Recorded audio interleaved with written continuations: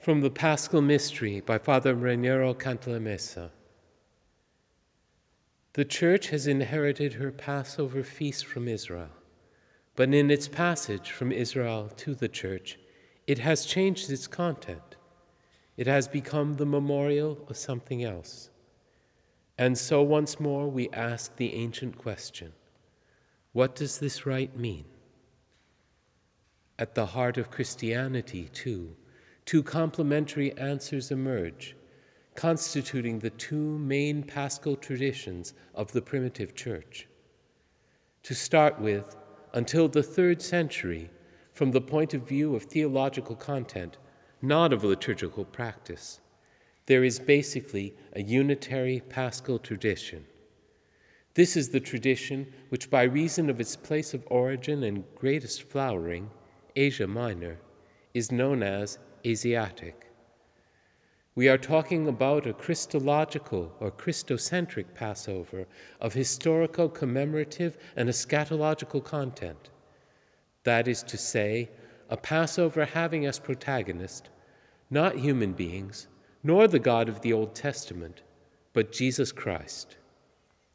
Of Christ it commemorates, and this is why it is called commemorative, all the new and old mystery, new in the reality, old in the prefiguration of it, Melito. In other words, Easter commemorates all salvation history, culminating in Jesus Christ and stretching forward in expectation of his second coming, which is why it is also said to be eschatological.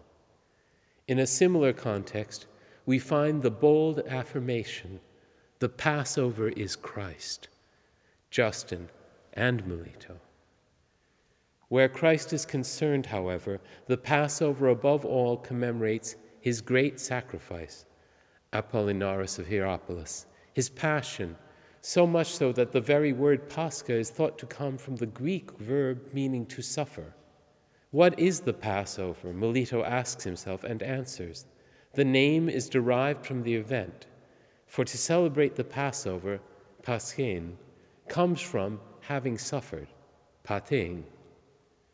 For a very long time, this artless etymological explanation, artless since it derives a Hebrew word from a Greek one, was to influence the Paschal theology of most Christian authors.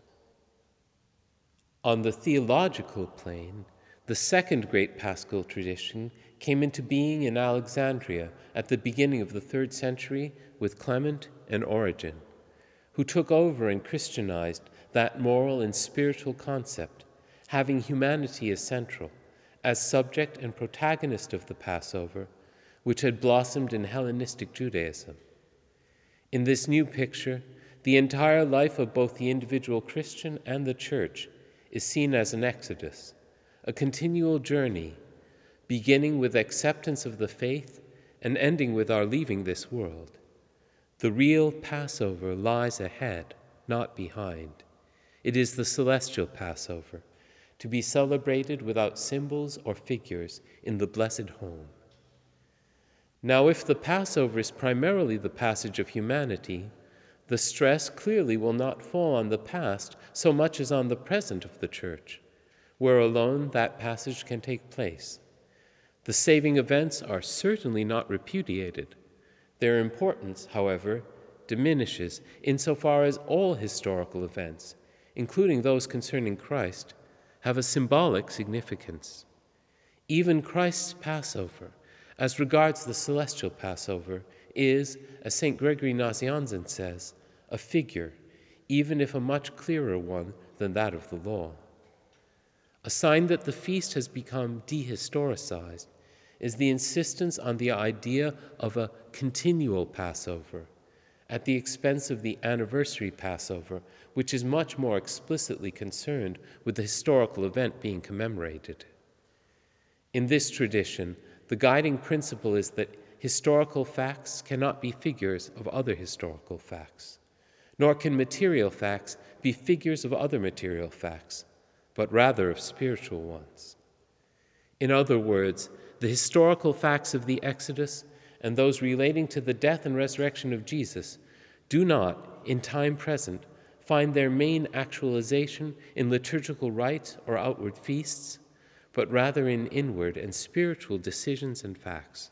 Thus, for example, eating the flesh of the Lamb means nourishing oneself spiritually on Christ and His Word. To the question, what does this rite mean? The first replied, the Passion of Christ. The second replied, the passage of humanity.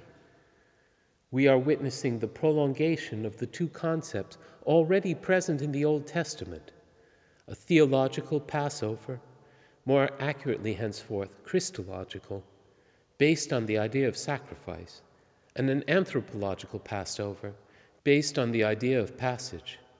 The two views express the two protagonists and the two poles of salvation, God's initiative and the human response, grace and freedom.